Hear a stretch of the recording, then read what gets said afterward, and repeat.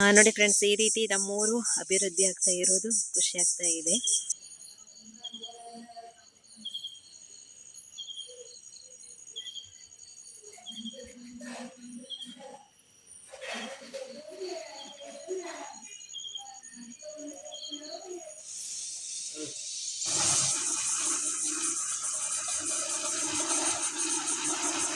ನೋಡಿ ನಮ್ಮೂರು ಬಸ್ಸು, ಅಪ್ಪನ ಕಡೆಯವರೆಲ್ಲ ಹೋದ್ರು ಇದೇ ಬಸ್ಸಿಗೆ.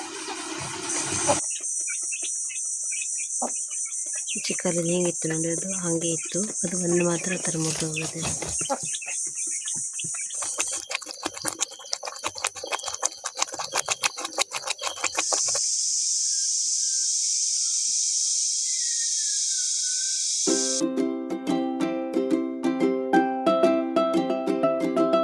Hi friends, good morning. Time ಒಂದೀಗ 10 ಗಂಟೆ.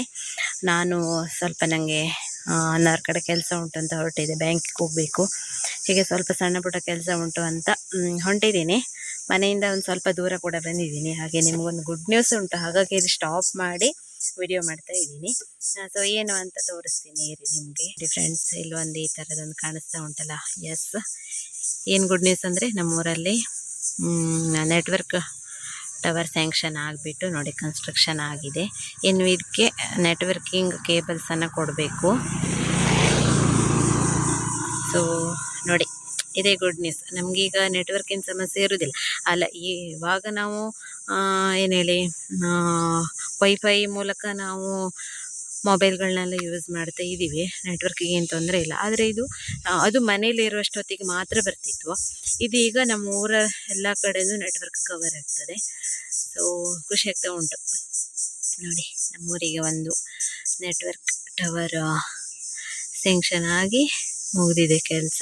ಇನ್ನು ಇದಕ್ಕೆ ನೆಟ್ವರ್ಕ್ ಕನೆಕ್ಷನ್ ಕೊಡೋದೊಂದು ಬಾಕಿ ಉಂಟು ನೋಡಿ. ಖುಷಿ ಆಗ್ತಾ ಇದೆ ನೋಡಿ ಫ್ರೆಂಡ್ಸ್, ಈ ರೀತಿ ನಮ್ಮೂರು ಅಭಿವೃದ್ಧಿ ಆಗ್ತಾ ಇರೋದು ಖುಷಿ ಆಗ್ತಾ ಇದೆ. ಅಷ್ಟೇ. ಇನ್ನು ಈಗ ಕೆಲಸದ ಕಡೆ ಹೋಗಿ ಎಷ್ಟೊತ್ತಿಗೆ ವ್ಲಾಗ್ನ ಮತ್ತೆ ಕಂಟಿನ್ಯೂ ಮಾಡ್ತೀನಿ ಅಂತ ನೋಡಿ.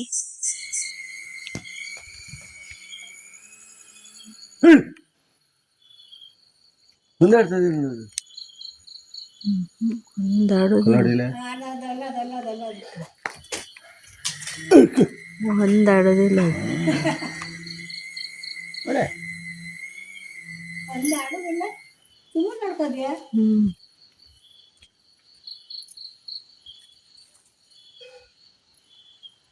ಒಂದ್ಸತಿ ಬ್ಯಾಟ್ರಿ ಕ್ಯಾಗ್ ಮಾಡ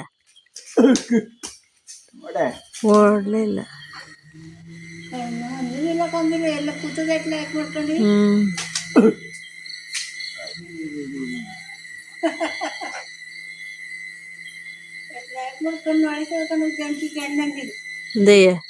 ನಾದ್ರ ಕಣ್ಣು ನೋಡೆ ಲೆಕ್ಕ ಹಾಕದ, ಇದು ಮಂಗನಲ್ಲ ಹೇಳಿ. ನಾನು ಫಸ್ಟಿಗೆ ಮಂಗ ಮಾಡ್ದೆ, ಕಡೆಗೆ ಇತ್ಲ ಬಂದು ಕಾಲು ಕಾಣ್ಲಿಲ್ವಾ, ಬಾಲ ಕಾಣ್ಲಿಲ್ವಾ. ತಿಂತದಿಯಲ್ಲೇ ಕೂತ್ಕೊಂಡೆ.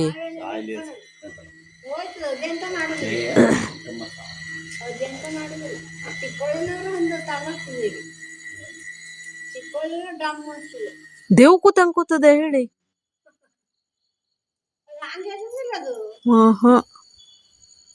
ಕಣ್ಣು ಲೈಕ್ ಮಾಡ ಕೊಡ್ತು ಕೂತದೆ.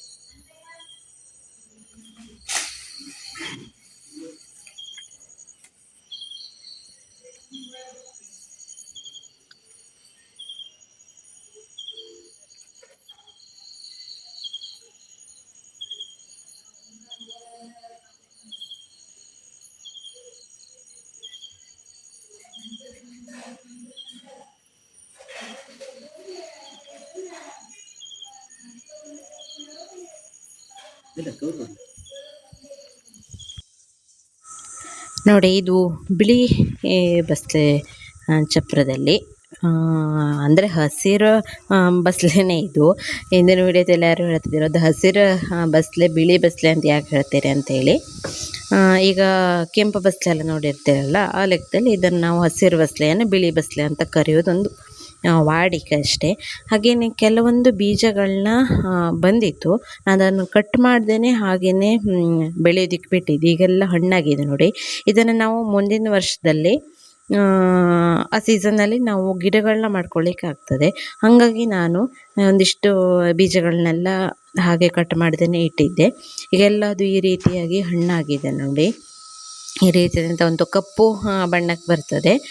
ಆ ರೀತಿಯಾಗಿರುವಂಥದ್ದನ್ನು ನಾವು ತೆಗೆದು ಒಣಗಿಸಿ ಇಟ್ಕೊಂಡ್ರೆ ಮುಂದಿನ ವರ್ಷದಲ್ಲಿ ನಾವು ಅದನ್ನು ಎಲ್ಲ ತರಕಾರಿ ಬೀಜ ಎಲ್ಲ ಹೇಗೆ ಹಾಕ್ತೀವಿ ನೋಡಿ, ಅದೇ ರೀತಿನೇ ಹಾಕಿ ಗಿಡ ಮಾಡ್ಕೊಳ್ಳೋಕ್ಕಾಗ್ತದೆ. ಈ ಗಿಡದಿಂದ ಮಾಡುವಂಥ ಬಸ್ಲೆ ತುಂಬ ಚೆನ್ನಾಗಿ ಬರ್ತದೆ ಮತ್ತು ಗ್ರೋತ್ ಕೂಡ ಬೇಗ ಇರುತ್ತೆ. ಹಾಗಾಗಿ ಆದಷ್ಟು ಬೀಜದಿಂದ ಸಸಿ ಮಾಡಿಕೊಂಡು ಬಸ್ಲೆ ಚಪ್ರ ಮಾಡಿದ್ರೆ ತುಂಬ ಒಳ್ಳೆಯದು. ಮತ್ತು ಇದು ಹಣ್ಣಾಗ್ತಿದ್ದಂಗೆ ಒಂದೇ ದಿನದಲ್ಲಿ ಉದುರೋಗ್ಬಿಡ್ತದೆ. ಹಾಗಾಗಿ ನಾನು ಈ ಬಣ್ಣಕ್ಕೆ ಬಂದ ತಕ್ಷಣವೇ ಕೊಯ್ದು ಬಿಸಿಲಲ್ಲಿ ಚೆನ್ನಾಗಿ ಒಣಗಿಸಿ ಇಟ್ಕೊಳ್ತೀನಿ. ಇದು ಎಷ್ಟು ವರ್ಷ ಕೂಡ ನಾವು ಫ್ರಿಜ್ಜಲ್ಲಿ ಇಟ್ಕೊಂಡ್ರೆ ಚೆನ್ನಾಗಿರುತ್ತೆ ನೋಡಿ. ಇದು ಒಣಗಿದ ಮೇಲೆ ಈ ರೀತಿಯಾಗಿ ಗಟ್ಟಿಯಾಗಿರುತ್ತೆ. ಇದನ್ನು ನಾವು ತೆಗೆದು ಚೆನ್ನಾಗಿ ಒಂದು ಕವರಲ್ಲಿ ಹಾಕಿ ಫ್ರಿಜ್ಜಲ್ಲಿಟ್ಟರೆ ನಮಗೆ ಯಾವಾಗ ಬೇಕು ಆವಾಗೆಲ್ಲ ಸಸ್ಯಗಳನ್ನ ಮಾಡ್ಕೊಳ್ಳಿಕ್ಕಾಗ್ತದೆ. ಹಾಗೆ ಅಜ್ಜಪ್ಪ ಇವತ್ತು ಬೆಳಿಗ್ಗೆನೇ ಬಂದಿದ್ದರು. ಹಾಗೆ ನಮ್ಮ ಶಿರಲ್ಲಿ ದೊಡ್ಡಮ್ಮ ಅವ್ರ ಮನೆಗೆ ಕರ್ಕೊಂಡು ಹೋಗೋಕ್ಕೆ ಅಜ್ಜಪ್ಪನ ಬಂದಿದ್ದಾರೆ. ಹಾಗೆ ಈಗ ಅಜ್ಜಪ್ಪ ಬೆಳಿಗ್ಗೆ ನಮ್ಮ ಮನೆಗೆ ಬಂದು, ಅವ್ರ ಮನೆಯಿಂದ ಬೆಳಿಗ್ಗೆ ನಮ್ಮ ಮನೆಗೆ ಬಂದು ಈಗ ರೆಡಿಯಾಗಿ ಶಿರಲ್ಲಿಗೆ ಹೋಗೋಕ್ಕೆ ನೋಡಿ, ಬಸ್ಸಿಗೆ ಹೋಗೋಕ್ಕೆ ಬಂದು ನಿಂತಾರೆ ಇಲ್ಲಿ. ಒಟ್ಟು ನಾನು ಬೋಳ ತಿರ್ಗೋಯ್ತು ಹೇಳಿ ಗೋಬಿ ಹೊಡಿಬೇಕೇನಲ್ಲ ಹೋಗ್ಕೊಂಡು. ಹಾಂ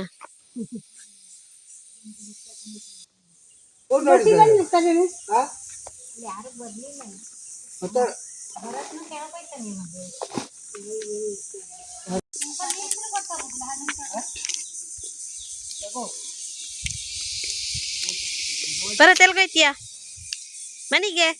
ಎದಕ್ಕೆ ಬೇಜಾರು ಬಂದೈತಾ? ಯಾರು ಹುಡುಗಿನ ಫೋನ್ ಮಾಡಂದು? ಹಾಂ ಬೇಗ ಮನೆಗೆ. ಇವರು ಭರತ್ನವರು ಅಂತ ನಮ್ಮ ಅಕ್ಕನ ಮಗ. ಆಯ್ ಮಾಡು. ಊರೆಲ್ಲ ಇತ್ತು ಸೇರಿಸಿ ದೊಡ್ಡ ಕೋಳಿ ಸಾಕಾಣಿಕೆದಾರರು ಭರತ್.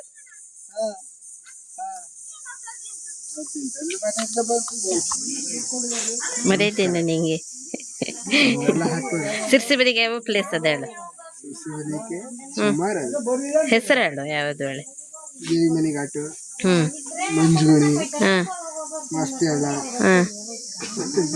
Tourist place. ಸಿರ್ಸಿ ಜಾತ್ರೆ ಮಸ್ತ್ ಆಗಿತ್ತ. ಜಾತ್ರೆ ಮಸ್ತ್ ಆಗಿತ್ತು. ಉತ್ತರ ಕನ್ನಡದ ಅಂದ್ರೆ ಅದೇ ನೀ ಹೋಗಿದೀಯಾ? ಎಂತ ತಗೊಂಡ್ಬಂದೆ? 2 ವಾರ ಅಲ್ಲೇ. ಮಸ್ತ್ ಆಗಿತ್ತ. ಈ ವರ್ಷ ಅಲ್ಲ ಮುಂದಿನ ವರ್ಷ ಬರ್ತೀರ ನಾವು.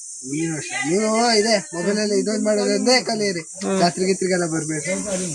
ನಾವು ಇಲ್ಲೇ ಬೇಕಾದಷ್ಟು ಜಾತ್ರೆ ತಿರ್ಗಿ ಬೇಜಾರು ಬಂದು ಹೋಗೋದು. ಆದ್ರೆ ನಾವು ಸಿರ್ಸೆಟ್ ಮದುವೆ ಕೊಡೋದು ಯಾವ ಜಾತ್ರೆ ಇಲ್ಲ ಅದಕ್ಕೆ. ಅದಿಲ್ಲ ಮರಿ. ಸರ್ಕಸ್ ಎಲ್ಲ ಬಂದಿತ್ತು ಅಲ್ಲ, ಬೈಕ್ ಸರ್ಕಸ್.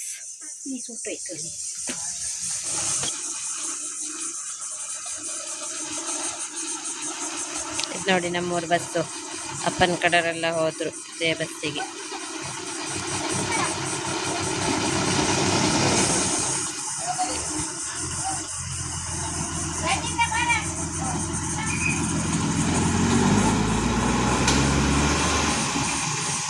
ಇದು ನಮ್ಮ ಮನೆಯದು ಬಿಳಿ ಕೋಳಿ ಇತ್ತಲ್ಲ, ಅದ್ರ ಕಾಲ ಹತ್ರ ಒಂದು ನೋಡಿ ಅದು ಮುರಿದು ಹೋಗಿದೆ. ಈಚೆ ಕಡೆ ಸರಿ ಇದೆ, ಆಚೆದು ಮುರಿದು ಹೋಗಿದೆ ನೋಡಿ ಅಲ್ಲಿ. ಅದಕ್ಕೆ ಏನಂತಾರೆ ಅಂದರೆ ಕೋಳಿದು ಜಾಡು ಅಂತಾರೆ. ಅದು ಕೋಳಿ ಒಂದು ವಯಸ್ಸಿಗೆ ಬಂದಮೇಲೆ ಆ ರೀತಿ ಒಂದು ಬರ್ತದೆ. ಅದು ಈಚೆ ಕಾಲಿಗೆ ಉಂಟು ನೋಡಿ, ಕಾಣಿಸ್ಬೋದು ನಿಮಗೆ. ಅದು ಈಗ ಎಲ್ಲಾದರೂ ಕೋಳಿ ಜಗಳ ಮಾಡ್ಕೊಳ್ಳುವಾಗ ಆ ಸಮಯದಲ್ಲಿ ಮುರಿದು ಹೋಗೋದು. ಅದು ಮುರಿದು ಅಲ್ಲೇ ಜೋತಾಡ್ತಾ ಇದೆ. ಇನ್ನು ಪೂರ್ತಿಯಾಗಿ ಅದು ಕಟ್ಟಾಗಲಿಲ್ಲ, ಅರ್ಧಕ್ಕಿದೆ ಮಾತ್ರ. ಪಾಪ ಎಷ್ಟು ನೋವಾಗ್ತದೆಯಾ ನೋಡ್ತೀನಿ ಈಗ.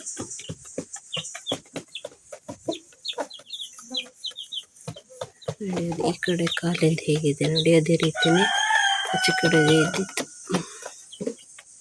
ಇದು ಗಂಡು ಕೋಳಿಗೆ ಮಾತ್ರ ಇರೋದು, ಹುಂಜಲಿ.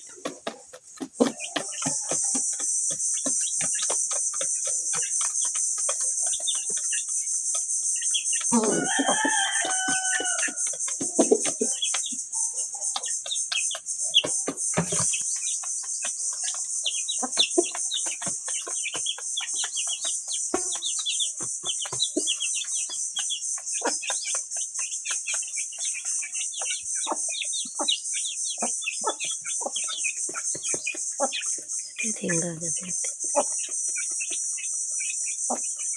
ಚಿಕ್ಕಲ್ಲಿ ಹೆಂಗಿತ್ತು ನೋಡಿ, ಅದು ಹಾಗೆ ಇತ್ತು. ಅದು ಒಂದು ಮಾತ್ರ ಆ ಥರ ಮುರಿದೋಗದೆ ಯಾವ ಥರ ಆಗುತ್ತೆ ನೋಡಿದ್ರೆ.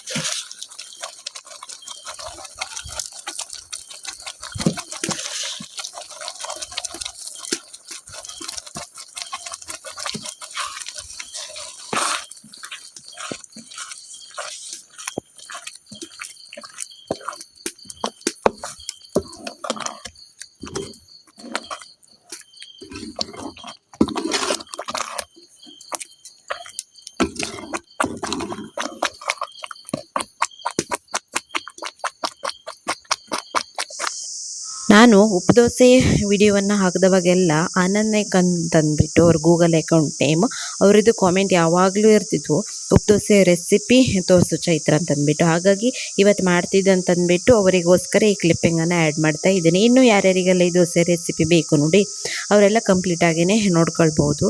ನಾನು ಇಲ್ಲಿ 1 ಲೋಟ ಆಗುವಷ್ಟು ಅಕ್ಕಿಯನ್ನು ನೆನೆಸಿದ್ದೀನಿ. ಆಮೇಲೆ ಅದಕ್ಕೇ ಒಂದು ಕಾಲು ತೆಂಗಿನಕಾಯಿ ಇರ್ತದೆ ನೋಡಿ, ಅದರದ್ದು ಅಷ್ಟು ತೆಂಗಿನಕಾಯಿ. ಆಮೇಲೆ 1 ಕಪ್ ಆಗುವಷ್ಟು ಕುಚ್ಚಲಕ್ಕಿ ಅನ್ನನೂ ಆಗ್ಬೋದು ಅಥವಾ ವೈಟ್ ರೈಸ್ ಕೂಡ ಆಗ್ಬೋದು. ಕುಚ್ಚಲಕ್ಕಿ ಅನ್ನ ಏನೋ ಒಂಥರ ಚೆನ್ನಾಗಿರ್ತದೆ, ಸಾಫ್ಟ್ನೆಸ್ ಇನ್ನೂ ಕೂಡ ಜಾಸ್ತಿಯಾಗಿ ಬರ್ತದೆ. ಇದನ್ನೆಲ್ಲ ಅರೆದು ಚೆನ್ನಾಗಿ ನುಣ್ಣಗೆ ಮಿಕ್ಸರಲ್ಲಿ ಅರೆದು ರುಚಿಗೆ ತಕ್ಕಷ್ಟು ಉಪ್ಪನ್ನು ಸೇರಿಸಿ ಈ ರೀತಿ ತೆಳು ಬಿಟ್ಟುಕೊಂಡು ಮಣ್ಣಿನ ಹಂಚಿನ ಮೇಲೆ ಹಾಕ್ತಾಯಿದ್ದೀನಿ. ಮಣ್ಣಿನ ಹಂಚಿನ ಮೇಲೆ ಆದ್ರೇ ಇದು ದೋಸೆ ತುಂಬ ಚೆನ್ನಾಗಿ ಬರೋದು.